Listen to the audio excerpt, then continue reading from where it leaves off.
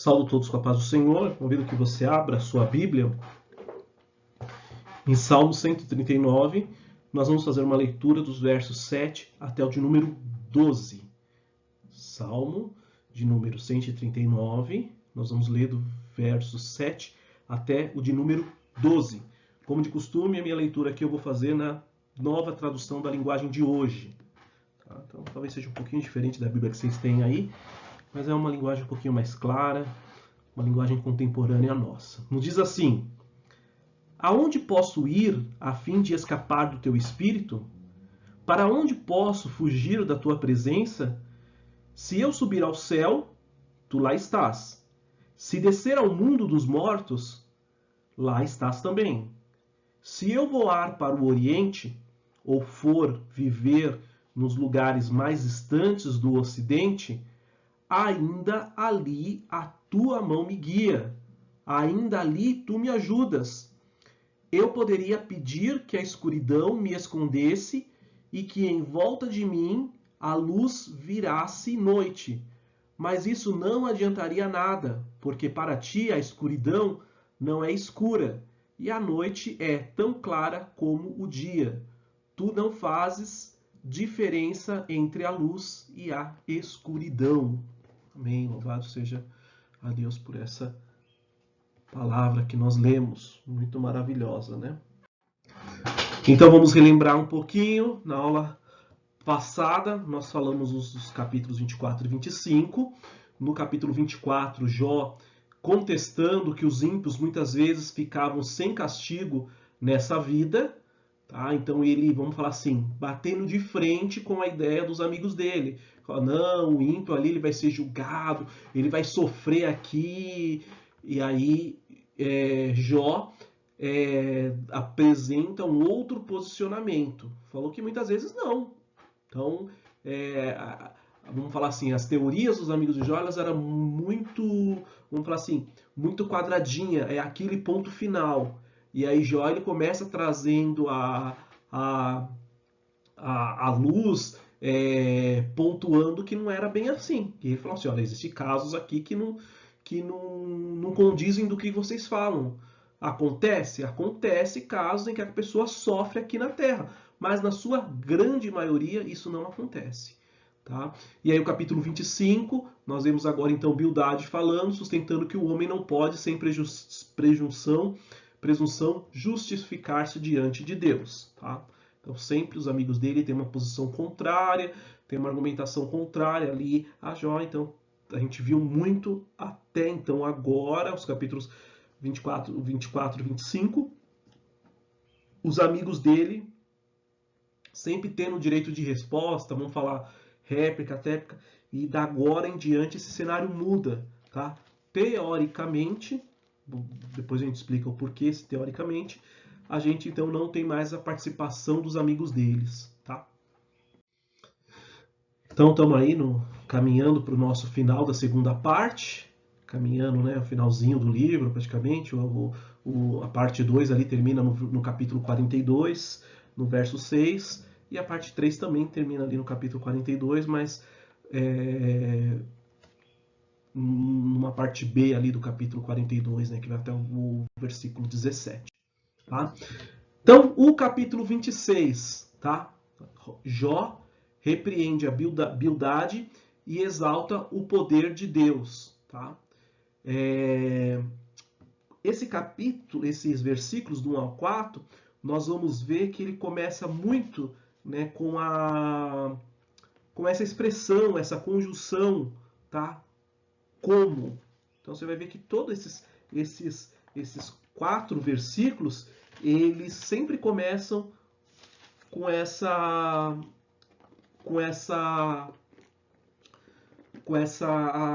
conjunção como, tá? E qual que é a ideia, né, desse uso dessa palavra, dessa conjunção? É dar uma ênfase, dar o que eu coloquei aqui, né, um entorno sarcástico na argumentação que Jó agora está falando, tá? É como essa menina aqui, ela está fazendo um review, um comentário de uma loja, de um produto, e aí ela está falando, olha, é muito bom, é muito bom. Só que o sorriso dela aqui tá claro que ela tá falando, não, é algo muito ruim, não presta, tá? Mas aí então ela está sendo sarcástica na forma de expressão dela, tá? E aí, qual que é a ideia, vamos falar assim, desses sarcasmos de Jó, tá? Ele faz isso, vamos falar assim, né? Numa forma de ataque, né? Um sarcasmo, atacando, questionando, deixando aquela mensagem no ar. Em que sentido? No sentido de Bildade. Quando eu precisei, quão válida, quão efetiva, quão animadora, né? Muitas vezes assim, nem tanto, vamos falar assim, ajuda. Vamos pensar aqui num paralelo, num sentido mais amplo, uma ajuda financeira, enfim, tá? Mas uma ajuda em oração, em palavras prudentes, tá? Então, essa ideia de quando ele fica usando muito esses como, tem esse sentido de sarcasmo, atacando, vamos falar assim, colocando ali, né, deixando essa mensagem de Bildade, o quão ele pouco ajudou Jó quando ele precisava. Tá? Então, essa a ideia aí que quando vocês pegam o capítulo 26 lá, e você vê muito claro isso no versículo 2. Tá? Bildade, eu estou fraco, sem forças. Como você me ajuda e me consola? Aí se alguém está antenado, mas em que ele ajudou? Em que ele consolou? Eu só vejo ataques? Exatamente, é isso que aconteceu. Então aqui Jó está sendo extremamente irônico, tá? Agora no seu direito de palavras, se referindo então agora a Bildade, porque não ajudou nada, né? Praticamente nada. 1%, 2%, que seja, muitíssimo pouco, tá? Se ajudou. Os versículos seguintes, o versículo 5 e 6, eles trazem, tá, a ideia então da grandeza ali, da onipotência divina. Então esse aqui foi o versículo, a nossa leitura oficial. Tá? Então quando nós comparamos aqui os versículos 5 e 6, eles falam da grandeza de Deus em Jó. Tá? E quando a gente usou o texto bíblico, lá, a chave da nossa leitura oficial, em Salmo 136, nós vemos então muito claro o salmista falando então dessa grandeza, da onipotência divina. Tá? Na Bíblia da linguagem de hoje, é bastante interessante que nós vemos justamente falar sobre o lugar ali onde as pessoas iriam, após a morte, é chamado como local dos mortos, tá? Então, o inferno, perdição, digamos assim, que então eles têm um outro sentido, eles têm utilizado outras qualificações. Difícil, a gente não vai ver essa palavra inferno, vamos ver perdição, a gente vai ver a morte, vamos ver o local dos mortos. Tá? Isso aqui foi um assunto que nós já comentamos em aulas passadas, mas só para a gente relembrar. Tá? O conceito que quando a gente, vamos falar assim, se a gente começa lá do Novo Testamento e esses termos são muito muito evidentes, muito, vamos até falar assim, debatidos, tá? Dado todo o contexto do Novo Testamento, com Jesus, com a morte, então isso acaba, esse assunto acaba se esclarecendo, tá? Então, no Antigo Testamento, esse era um ponto que tinha, vamos falar assim, dúvidas. a sua concepção não estava claro de como acontecia. E aí, na história bíblica, isso se torna claro quando surge o Novo Testamento, quando a gente tem a figura de Cristo, tem a figura da morte de Cristo, a ressurreição. Então, o assunto, o lugar de perdição, o inferno, ele ganha uma dimensão esclarecedora, tá? Então, vamos imaginar o seguinte... não queria falar, mas vamos falar porque já adiantando que já um projetinho para um outro ano, né? A gente debater sobre o período interbíblico, tá? Que é o período que se encerra o Velho Testamento e surge o Novo Testamento. Então, nesse intervalo ali, a gente vai ter um período, tá? Vou me segurar aqui, não vou falar, de tantos anos, muitos anos. Mas vamos imaginar que, vamos falar, é mais de 100 anos, tá? Para não deixar ninguém assim no vácuo, tá? Mas vamos imaginar hipoteticamente, tá? Só para dar alusão ao exemplo que eu quero dar aqui, que esse intervalo só foi de 50 anos. Então alguém que nasceu lá no Antigo Testamento, que pegou aquele finalzinho da história bíblica, que a gente sabe ali dos livros que nós estudamos, quando entra Neemias, o povo voltando, entra alguns outros livros da Bíblia, já estamos no finalzinho do Antigo Testamento, tá? E aí vamos imaginar que alguém nasceu ali e avançou no tempo de Jesus, tá? Então essa pessoa ali, com o passar do antigo, dos ensinamentos ali, do mestre, enfim, essa questão do inferno para ela ficou muito clara. Até antes ela falou assim, não, mas eu tenho o que foi aqui no Antigo Testamento, né? Vamos imaginar assim, né? Que já tinha o Antigo... não vamos pensar o Antigo Testamento ali consolidado, como os livros ali, mas vamos pensar de um modo bem geral. E ali essa pessoa, então, quando ela avança, ela faz presente, hipoteticamente, né? Nesse tempo que eu estou falando para vocês, no tempo de Jesus, com os ensinamentos, então... Esse conceito que não estava muito claro lá no Velho Testamento acaba ficando extremamente claro, clareia, né? Igual você está aprendendo uma matéria e o professor explica ali com detalhes aquelas formas, você fala, abriu a minha mente. É mais ou menos isso que aconteceria. Só enfatizando, o período interbíblico, ele não é apenas de 50 anos. 50 anos foi um exemplo aqui só para a gente elucidar o que eu queria falar para vocês sobre essa questão que no Novo Testamento todos esses temas são expandidos, são esclarecidos, tá? Também não é 100 anos, é muito mais, mas isso aí é para o trabalho do próximo ano da Escola Dominical para a gente explorar isso aí, tá? Então, tá? Essa ideia aí dos versículos 5 e 6 acaba então ficando mais claro ali no Novo Testamento. Nós vamos ver, a gente viu na nossa leitura que é usado como mundo dos mortos, tá?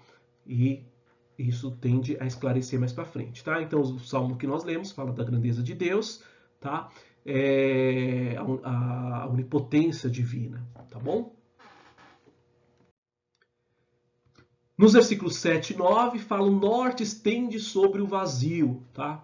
Então o norte aqui, ele é uma alusão à morada de Deus nos céus, né? Vamos falar assim, a morada divina, tá?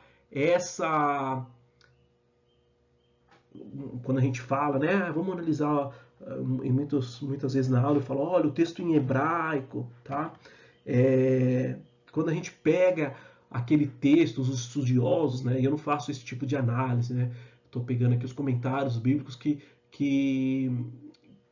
consolidam isso para a gente, mas qualquer um pode estudar o hebraico, qualquer um pode estudar o grego. E se você, quando eu fiz, né, a faculdade ali, tinha disciplinas, tá? Mas é interessante o quê? Que quando você pega a raiz do verbo e você fala, olha, aqui ela usou usou essa raiz do verbo na sua língua original, no hebraico, e aqui ela está falando de norte. Só que quando eu vou lá no Salmo, que é o exemplo aqui que eu estou querendo dar para vocês, essa mesma raiz, essa mesma palavra, olha, engraçado, é a mesma raiz, o mesmo jeitão, vamos falar assim, e aqui ela fala como o monte de Deus, tá? Então,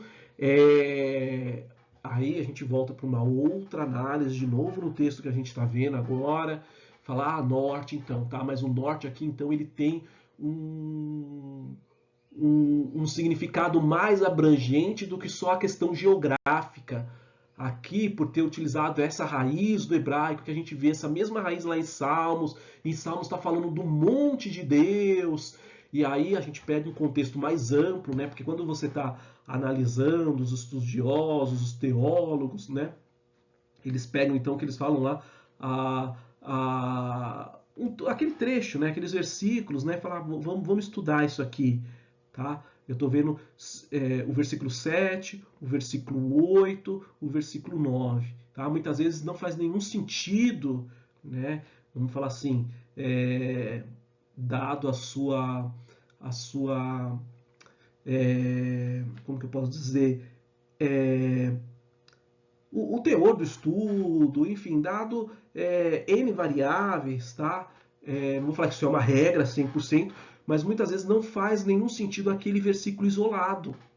Tá? Vamos pegar aqui o 8, que está mais fácil aqui. Eu pego o 8 e por exemplo, o 8 está falando assim... Exemplo mega hipotético, irmãos. Não beberá água. Aqui, ó. Versículo 8 está falando não beber água. Só que daí eu esqueço que aqui eu omito a informação que no 7 falava, olha, porque da fonte tal ela é imprópria para água, para consumo.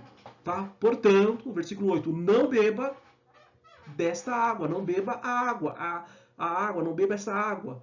Tá? Então, a gente acaba, muitas vezes, pegando o versículo isolado e correndo o risco de a gente mudar todo o significado dele. A gente não olhar o que veio antes e o que veio depois. Então a gente pega, olha, então os estudiosos eles pegam, né, a perícope, um determinado bloquinho de versículos, e falam assim, olha, isso aqui faz, isso aqui está dentro de um contexto.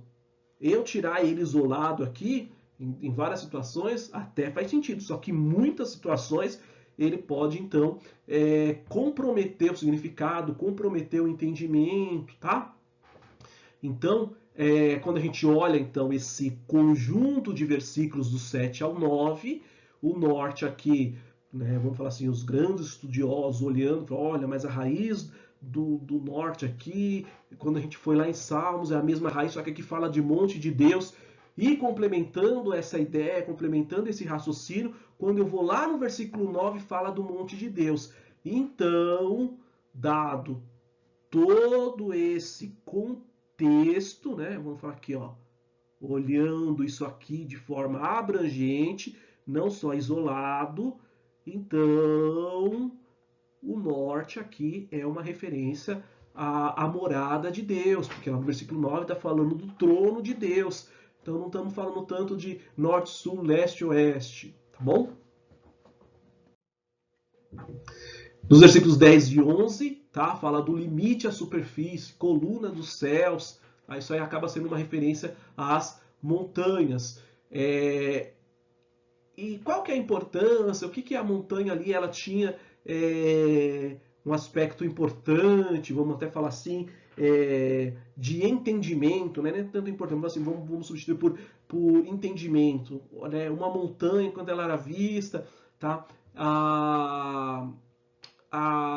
O estudo, né, dos cosmos, cosmologia antiga, sustentava, né, defendia, vamos falar assim, que as montanhas sustentavam os céus. Tá?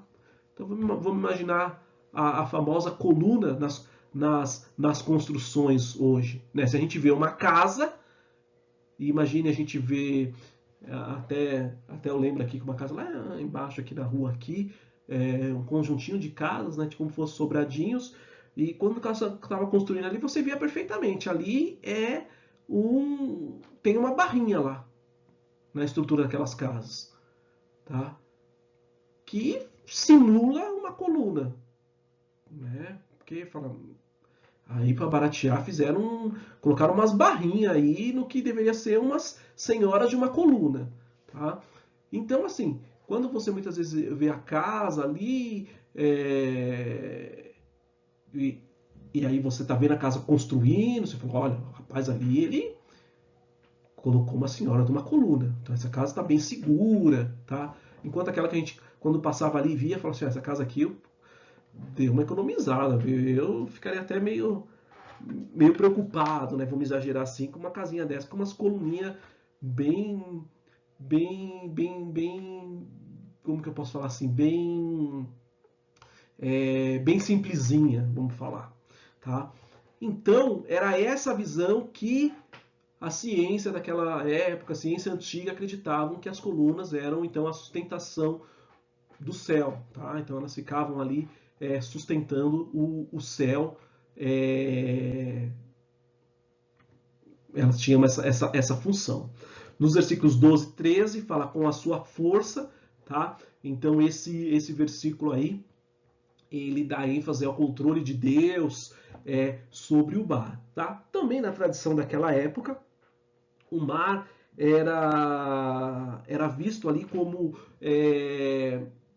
vamos até colocar aqui como algo do caos, né? Algo que ali, quando a gente pensa na tormenta, então havia-se sempre a referência ali do mar, tá? Como algo ali que, é, que as forças ali então da natureza traz aquele caos, aquela turbulência, tá? Então era essa ideia. E aí falava que, né, vamos voltar aqui para aquela questão da grandeza de Deus, do poderio de Deus. Olha, Deus com a sua força ele controla. Tá, o mar ali, o caos, o mar perigoso, o mar, as ondas, enfim, não, Deus controla.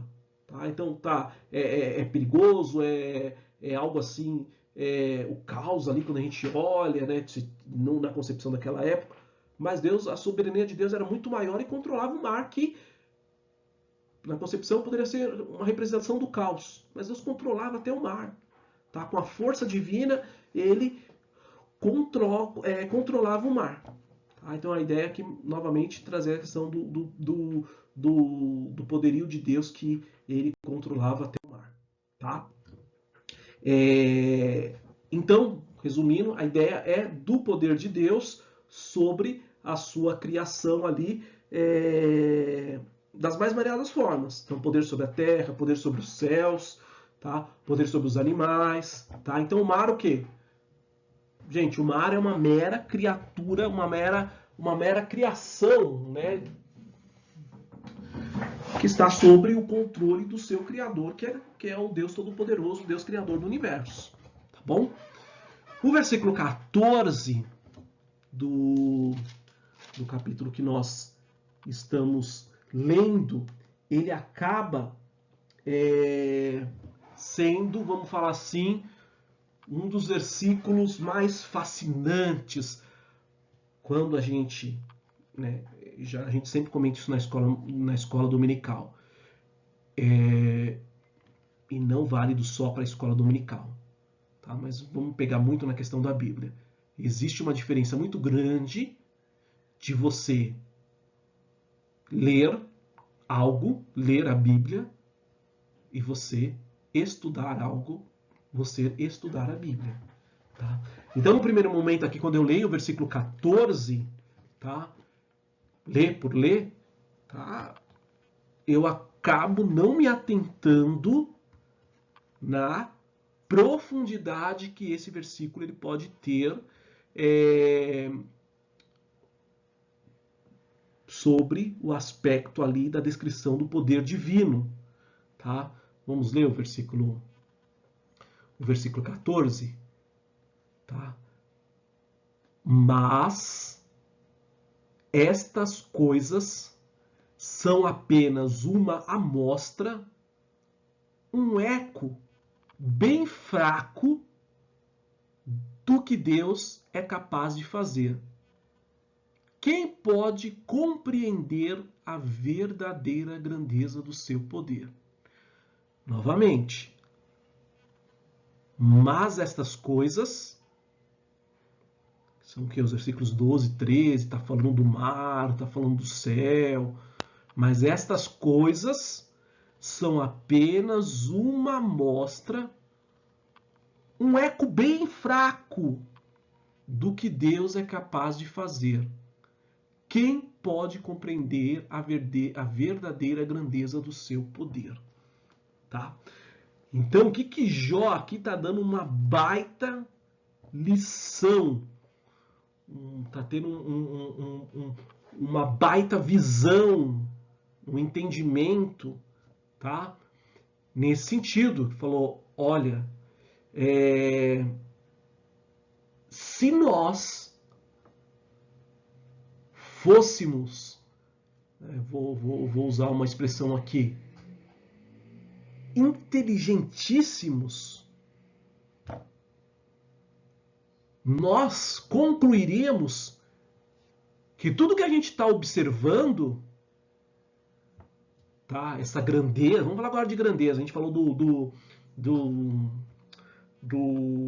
das montanhas, né? Sempre comento com vocês, né? Quando era muito pequeno ali, eu viajava com muita frequência ali para o Nordeste, tá?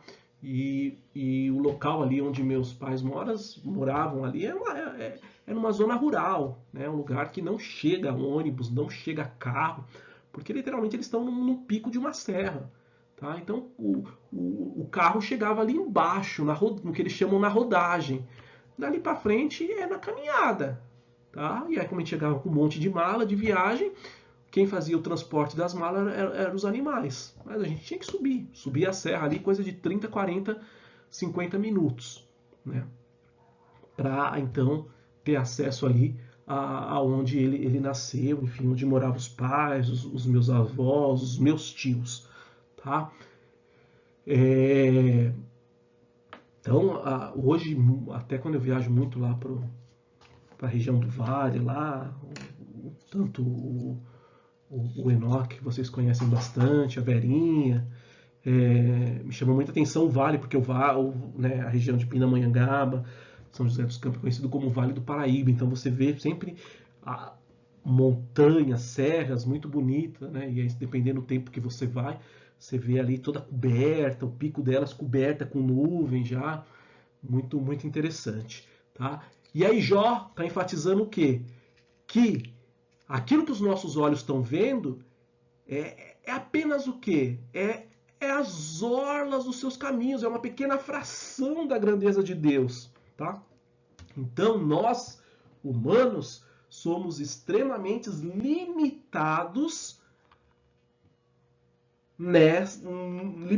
nessa questão de compreensão da verdadeira grandeza divina, do poderio divino sobre, né, agora novamente voltando lá ao versículo que nós lemos lá, né, que ele fala, mas estas coisas, que coisas? Natureza, o mar, o céu, são uma fração, tá, da questão da grandeza do poder divino, né? Tem até um salmo agora que essa aula aqui eu não coloquei pergunta, mas daí fica a seguinte pergunta para vocês pesquisarem. Tem uma passagem muito interessante, né? Onde que está essa passagem que fala que com a palma da sua mão ele mede todas as águas existentes no planeta? Tá? Então, como lição de casa, fica vocês encontrarem, relembrarem onde está esse versículo, que vai muito de encontro do que nós estamos vendo aqui, da grandeza, do poder de Deus. Então, o capítulo 27, tá? Jó agora sustenta a sua integridade e sinceridade, tá?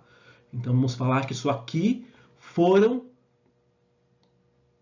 aspectos que todo o tempo foram questionados, foram colocados em dúvidas, foram atacados ali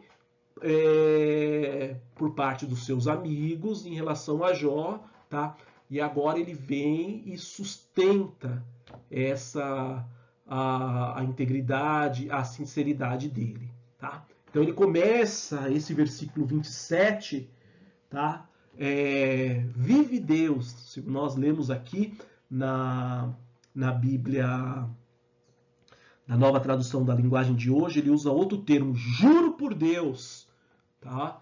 Então, tanto vive por Deus, né? Vamos se basear muito no vive por Deus, era um termo, vamos falar assim, um conjunto de palavras utilizados de maneira muito frequente nos tribunais da antiguidade, tá? E aí Jó, então, ele agora traz essa terminologia, tá? Nós vemos com certa frequência Jó ali, vamos falar assim, de certa forma desapontado, fazendo várias reivindicações, tá? Ele usa essa terminologia jurídica, e aqui ele aborda em que sentido, tá? Que falou assim, olha, que o Deus verdadeiro foi aquele, abre aspas, porque ele não conhecia o propósito, ele não estava sabendo que ele estava sendo provado, estava tendo uma disputa, vamos falar assim, no campo espiritual, entre Deus provando que ele era um homem justo versus o inimigo, e falou, não, tira tudo, você vai ver como vai ser. Aí é blasfêmia certinha, aí vai te abandonar, não vai te servir, tá? Então havia num plano espiritual ali, havia essa briga aí, e quem estava sendo utilizado como contraprova estava sendo a vida de Jó. Tá? Então ele não sabia todos esses detalhes, não tinha esse conhecimento, e aí de quebra os seus amigos ali atacando, tá? Então ali em muitas situações Jó ele fala, olha, ele falou assim, olha, Deus ele desviou a minha causa, tirou o meu direito de ter um julgamento justo, porque eu não devo nada, não tenho a expressão popular nossa, não tenho dívida no cartório, e eu preciso provar, tá? E tô com dificuldade. Quem vai me representar? A gente viu muito isso, né? Nos capítulos que nós constantemente estudamos, em muitos nós vimos esse tipo de argumento, esse tipo de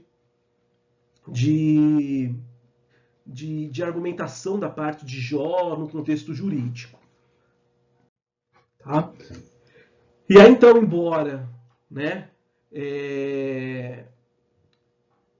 Jó, tá, ele se queixava ali muitas vezes, a sua alma angustiada, nós vemos ali que Jó, ele estava de fato expressando as emoções que eles estavam vivendo lá do fundo do coração, tá? Imagine que alguém ali tá com uma dor imensa no peito, né? A gente está vivendo esse período aí de pandemia, enfim, tá? E um dos fatores ali que nós vemos que agrava muito a questão respiratória, o pulmão, tá? Então, imagine alguém ali sempre sorrindo, e aí você fala, né, vamos falar assim, aquela pessoa aparentemente ela tá bem, tá? E aí você olha para outra pessoa ali que tá com aquela careta, aquela olha, tá difícil, tá? Então, ele tá expondo ali a situação que ele tá vivendo, tá? Então é mais ou menos aqui, tá? Alguém tá com dificuldade de respirar, ele vai falar, tô com respiração muito fraca, ó, tá complicado, tá? Você vê pela situação ali que ele tá vivendo, olha, é real, tá complicado, tá? Então, essas respostas de Jó ali expressavam as emoções do fundo do coração dele, tá? Mas, né, nós vamos ver lá, já sabemos muito bem a história de Jó, como termina, nós vamos ver lá que no final ele será o cativeiro dele vai ser transformado, tá? Então, essa angústia, essa emoção triste, né, que ele agora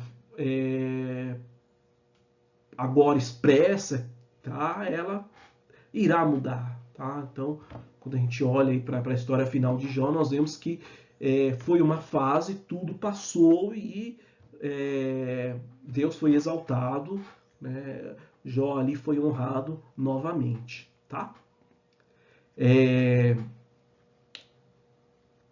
E novamente aqui, falando da questão de adiantar o final da história, tá?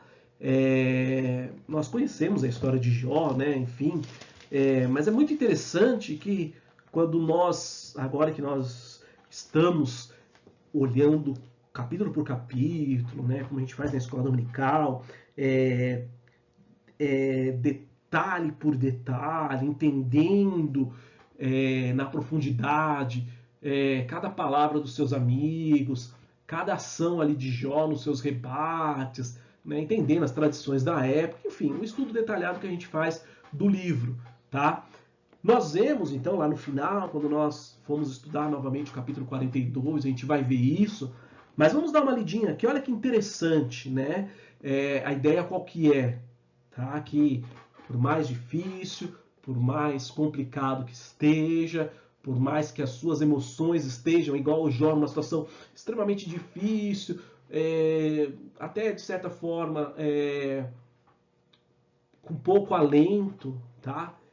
Olha como depois, né, vamos falar, mudar de um capítulo para o outro, andar, a gente está no capítulo 27, pular cerca de 20, 15 capítulos, não estamos falando em dias, horas, meses, talvez anos. Quanto tempo demorou do capítulo 27 ao capítulo 42? Talvez não foram semanas, talvez não foram anos, mas a vitória é certa. Olha como diz o capítulo 42. Então, em resposta ao Senhor, Jó disse: eu reconheço que para ti nada é impossível e que nenhum dos seus planos pode ser impedido. Tu me perguntaste como me atrevi a pôr em dúvida a tua sabedoria, visto que eu sou tão ignorante e que falei as coisas que eu não compreendia, coisas que eram maravilhosas demais para mim, que eu não podia entender. Tu me mandaste escutar o que estavas dizendo e responder às tuas perguntas. E aí vem o versículo chave, que se eu não me engano, quando a gente estudou o livro, a introdução do livro, nós citamos sobre isso. Antes eu te conhecia só por ouvir falar, mas agora eu te vejo com os meus próprios olhos. Por isso estou envergonhado de tudo que disse e me arrependo sentado aqui no chão no monte de cinzas. Tá? Então, o cativeiro de Jó foi mudado. Essa angústia dele passou ao ponto agora de ele fazer uma retrospectiva lá no capítulo 42 e falar: olha, agora eu reconheço que para ti nada é impossível. Na minha limitação, eu não consegui enxergar um monte de coisas. Só que hoje, né, imagine alguém que entra na faculdade, entra num curso, e aí no final ele vai fazer um balanço. Eu falei, olha aqui, eu entrei, eu não sabia mexer num computador. Male o Word. Essa pessoa entra numa faculdade de tecnologia, de ciências da computação. E aí ela sai daquela faculdade aprendendo a criar programas como o da Receita Federal para declaração do imposto de renda, programas como vocês assistem no Netflix, como programas que vocês acessam nos seus celulares, WhatsApp, e aí ela faz esse balanço, ela fala, olha o nível que eu cheguei, que eu aprendi, que eu me desenvolvi. Mesma coisa a Jó aqui fazendo essa retrospectiva. Falei, olha o quanto essa aprovação me colocou num outro patamar de intimidade, de conhecer ao Senhor. Talvez eu até falei, eu conhecia, não conhecia, agora eu conheço. Né? Antes eu te conhecia só por ouvir falar. Não, Deus é poderoso, Deus opera, Deus cura, Deus abre porta onde não tem porta, tá? Mas agora eu te vejo com os meus olhos, os meus próprios olhos. Eu tive uma experiência, tá? Então, todos nós, independentes ali de 5, 3 meses, 5 anos, 5 décadas na presença do Senhor, todos nós precisamos ter o nosso encontro pessoal com Deus, ter a nossa experiência, para que este versículo seja uma verdade nas nossas vidas, que você conheça o Senhor de uma maneira totalmente diferente do que muitos que dizem que conhecem ao Senhor, que dizem que têm intimidade, só que estão enganados. Não estou falando para vocês ir lá atacar essa pessoa e falar, você não conhece. Não estou falando isso. Falando que você tem esse desejo de conhecer ao Senhor, para que você afirme, não afirmar por afirmar, mas que você tenha bagagem suficiente, como o exemplo de Jó, falar, agora eu conheço ao Senhor. Olha o que aconteceu aqui na minha vida, assim, assim, assim, assim, passei por isso, e Deus agiu assim, assim, assim na minha vida, numa causa impossível, onde não tinha saída, e Deus foi trabalhando na minha vida. Amém? E os versículos 4 e 5, então, Jó, ele, vamos falar assim, está com o direito de palavra, tá? E aí o que ele fala agora? Ele fala, olha, eu jamais, né, faria uso das táticas que vocês utilizaram, tá? Eu jamais, né, como vamos o exemplo aqui, ó. O exemplo aqui é aquele famoso ditado, ó. Vamos falar aqui o Pedrinho aqui, ó. O Pedrinho tá dando tiro para tudo que é lado. O alvo é aqui, Pedrinho. Mas ele tá tão cego, tão sem direção, que ele vai dar tiro para tudo que é lado, menos no alvo. Tá? Então, Jó, que ponto que ele quer abordar aqui? Quer falar o seguinte, ó. Eu me recuso, eu, em hipótese nenhuma, vou proferir inverdades para me defender. Tá? Qual que é a ideia que Jó quer passar aqui? Fala, olha, se eu chegar aqui, e outra expressão popular que a gente usa, falar, vou vencer fulano pelo cansaço. Ele ia falar, olha, se eu concordar com esse bombardeio que vocês enviam para cima de mim, né, eu vou comprometer a minha integridade. Eu vou falar que eu sou culpado, sendo que na verdade eu não sou.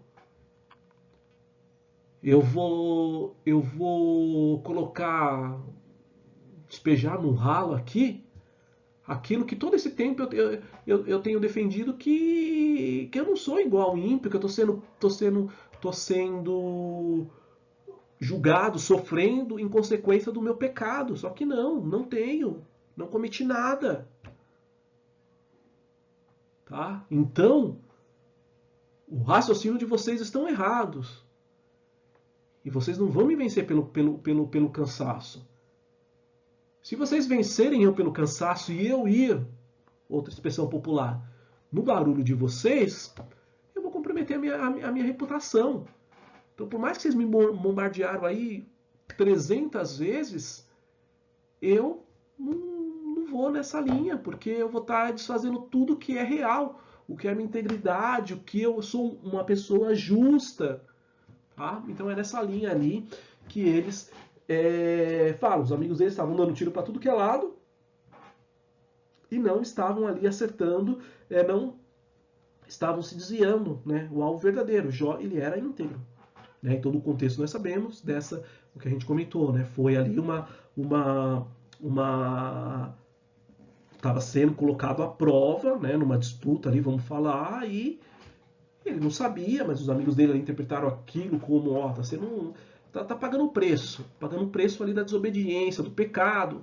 Abre a boca, fala, confessa, é melhor para você. E Jó sempre na defensiva, falou, gente, não tenho o que falar, não fiz nada, não devo nada, tá bom?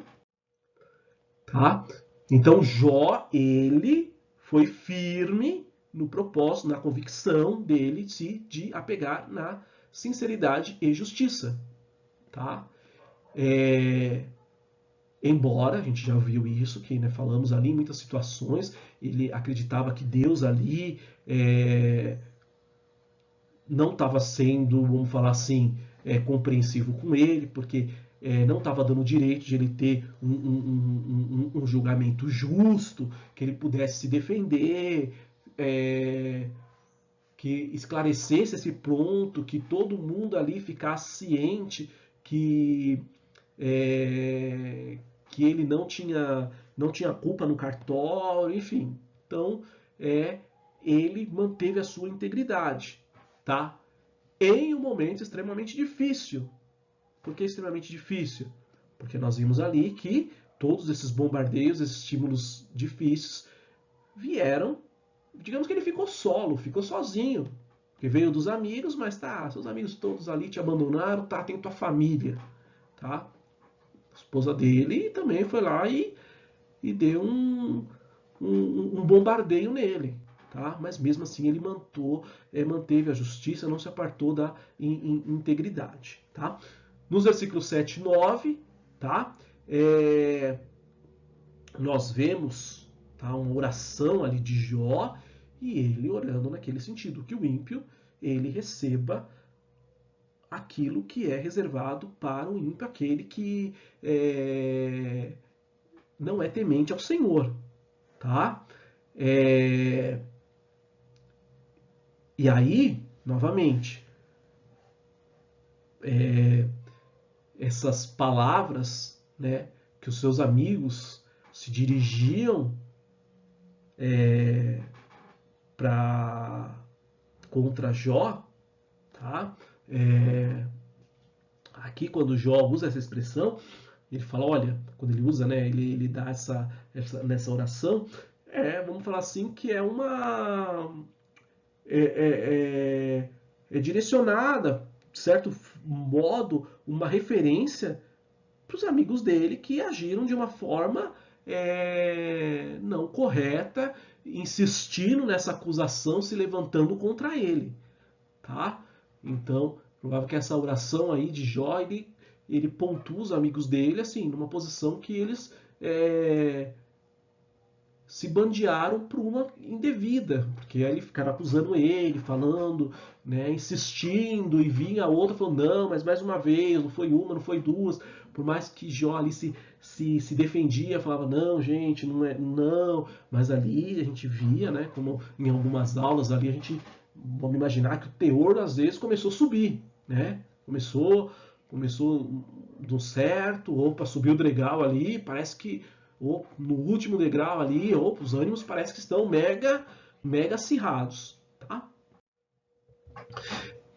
E aí, o que Jó, então, né, quando ele faz essa comparação ali, os amigos, essa oração, que os ímpios eles deveriam, né, merecer o castigo que é reservado para eles ali, ele coloca os amigos dele, então, como eu falei,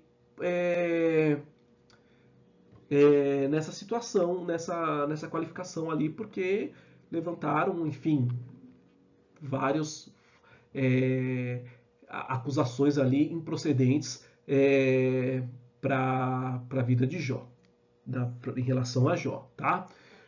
Os perversos, eles são ateus, né? Os ateus ali, tá?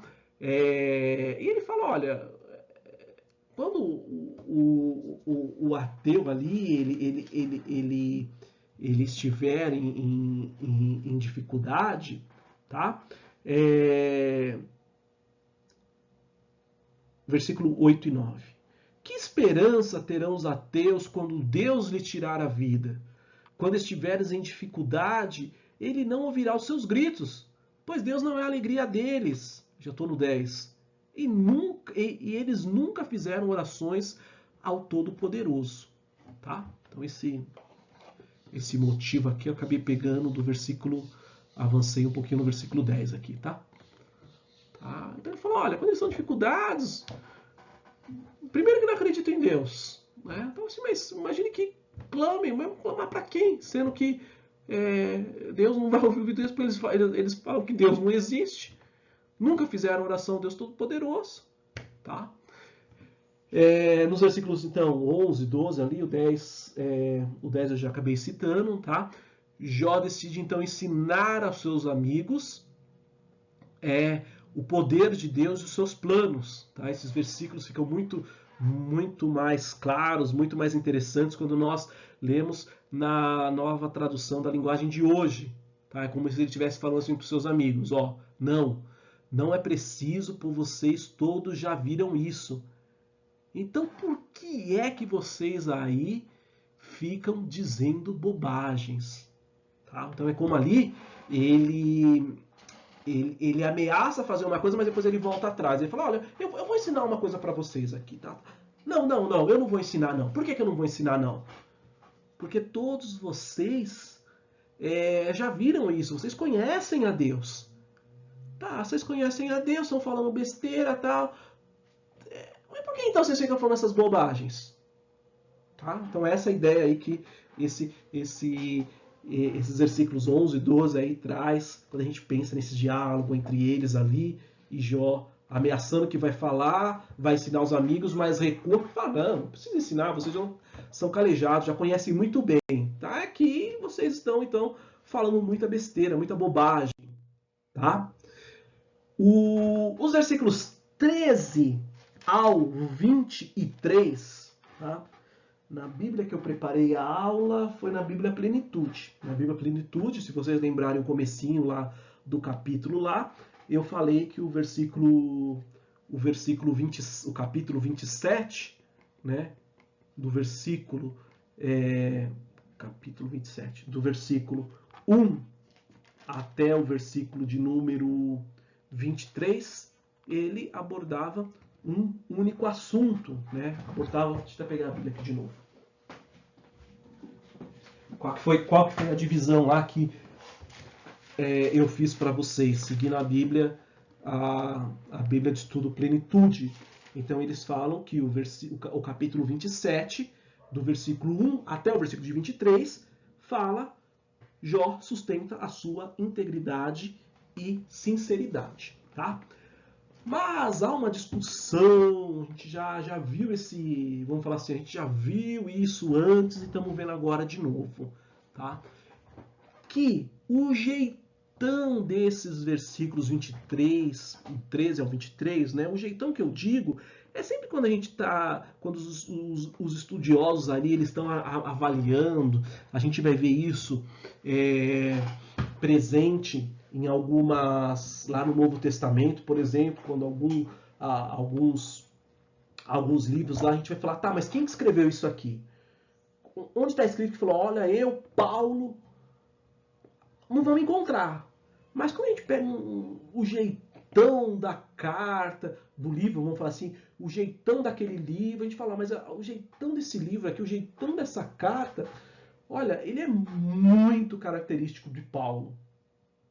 O linguajar, a forma, né? Então,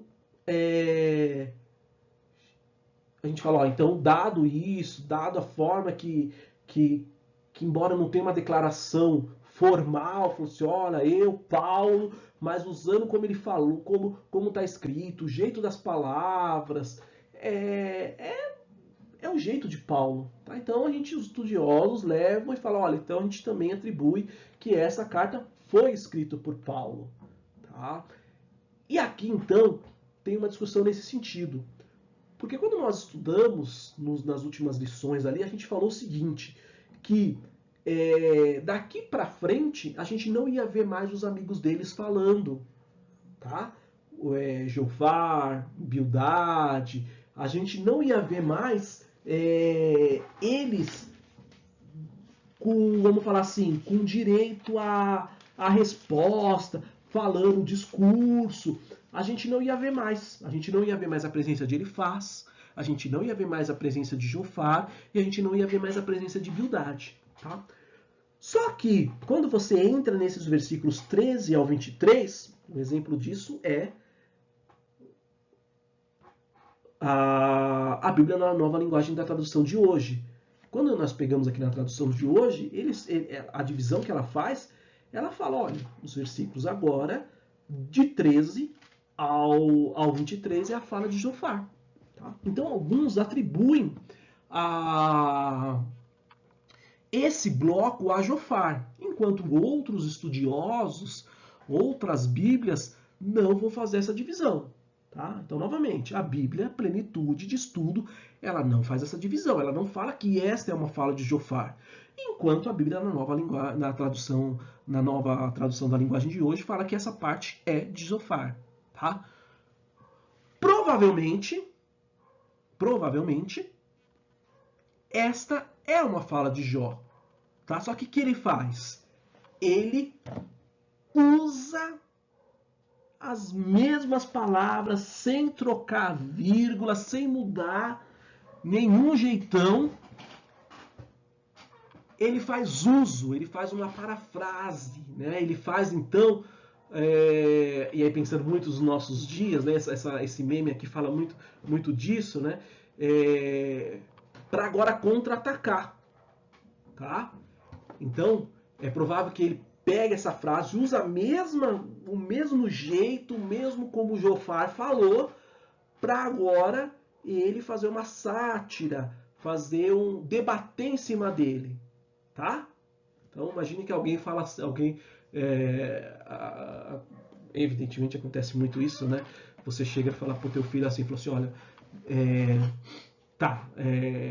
olha, era pra gente ter saído 10h50, mas você demorou para sair, agora a gente vai perder o ônibus, vamos pegar talvez a gente vamos perder o ônibus e a gente vai perder o trem, não vamos chegar no horário, tá? Aí de fato você perde o ônibus, mas passa outro em seguida, você não perde o trem, você chega no horário na consulta, ou seja, onde você ia ver, né? E aí, seja um amigo, seja teu filho, tal, fala, você falou que a gente ia perder o horário, tal, chegamos atrasado, chegamos no horário. Né? Então você usa aquela frase igualzinha da pessoa para depois contra-atacar. É provável que o que esteja acontecendo aqui é isso. De fato, seja uma fala de Jó repetindo fielmente ali a frase dos seus amigos para contra-argumentar, então, ali a ideia que eles falam na questão do destino dos perversos que estão lá em Jó 24, versículo 18 ao 25. Amém? Então fiquem com Deus, Deus abençoe a todos, uma ótima semana e continue aí então lendo os capítulos aí finais, aí nós estamos na reta final aí do livro de Jó.